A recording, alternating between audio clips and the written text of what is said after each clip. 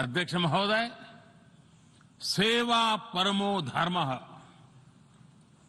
सेवा परमो धर्मः को जीने वाला भारत सीमित संसाधनों के बावजूद भी वैक्सीनेशन डेवलपमेंट और मैन्युफैक्चरिंग में जी जान से जुटा है।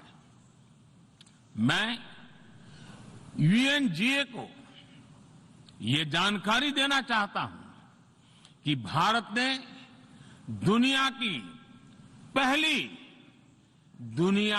पहली डीएनए वैक्सीन विकसित कर ली है, जिसे 12 साल की आयु से ज्यादा के सभी लोगों को लगाया जा सकता है।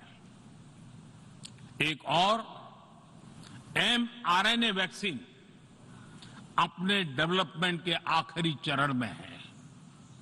भारत के वैज्ञानिक कोरोना की एक नेजल वैक्सीन के निर्माण में भी जुटे हैं।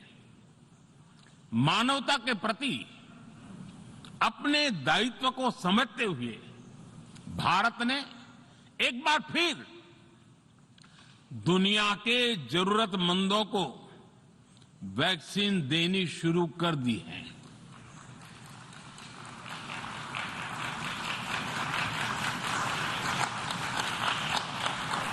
मैं आज दुनिया भर के वैक्सीन मैन्युफैक्चरर्स को भी आमंत्रित करता हूं, कम मेक वैक्सीन इन इंडिया। अध्यक्ष महोदय, आज हम सब जानते हैं कि मानव जीवन में टेक्नोलॉजी का कितना महत्व है, लेकिन बदलते हुए विश्व में टेक्नोलॉजी विथ डेमोक्रेटिक वैल्यूज, ये सुनिश्चित करना भी आवश्यक है। भारतीय मूल के डॉक्टर्स, इनोवेटर्स, इंजीनियर्स, मैनेजर्स किसी भी देश में रहें, हमारे लोकतांत्रिक मूल्य उन्हें मानवता की सेवा में जुटे रहने की प्रेरणा देते रहते हैं। और ये हमने इस कोरोना काल में भी देखा है। अध्यक्ष महोदय, कोरोना महामारी ने विश्व को ये भी सबक दिया है कि वैश्विक अर्थव्यवस्था को अब और अधिक डाइवर्सिफाई किया जाए। इसके लिए ग्लोबल वैल्यू चेन्स का विस्तार आवश्यक है। हमारा आत्मनिर्भर भारत अभियान इसी भावना से प्रेरित है। ग्लोबल इंडस्ट्रियल डाइवर्सिफिकेशन के लिए भारत विश्व का एक लोकतांत्रिक और भरोसेमंद पार्टनर बन रहा है।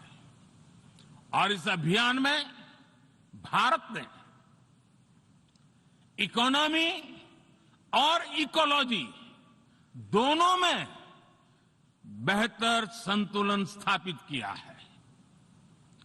बड़े और विकसित देशों की तुलना में क्लाइमेट एक्शन को लेकर भारत के प्रयासों को देखकर आप सभी को निश्चित ही गर्व होगा। आज भारत बहुत तेजी के साथ 450 गीगावाट रिन्यूएबल एनर्जी के लक्ष्य की तरफ बढ़ रहा है।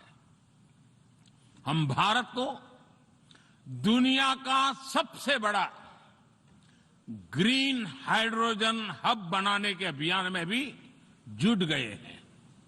अध्यक्ष महोदय, हमें अपनी आने वाली पीढ़ियों को जवाब देना है कि जब फैसले लेने का समय था, तब जिन पर विश्व को दिशा देने का दायित्व था, वो क्या कर रहे थे।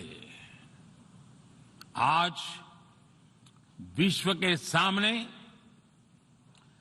रिग्रेसिव थिंकिंग और एक्सट्रीमिज्म का खतरा बढ़ता जा रहा है। इन परिस्थितियों में पूरे विश्व को साइंस बेस्ड रेशनल और प्रोग्रेसिव थिंकिंग को विकास का आधार बनाना ही होगा।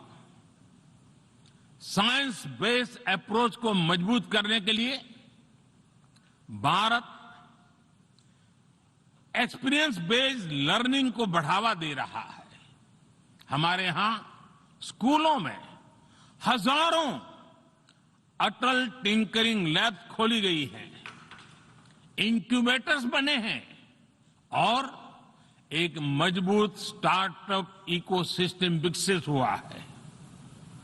अपनी आजादी के 75 वर्ष के उपलक्ष्य में जब हम आजादी का अमृत महोत्सव मना रहे हैं, भारत 75 ऐसे सैटेलाइट्स को अंतरिक्ष में भेजने वाला है जो भारतीय विद्यार्थी स्कूल कॉलेजों में बना रहे हैं।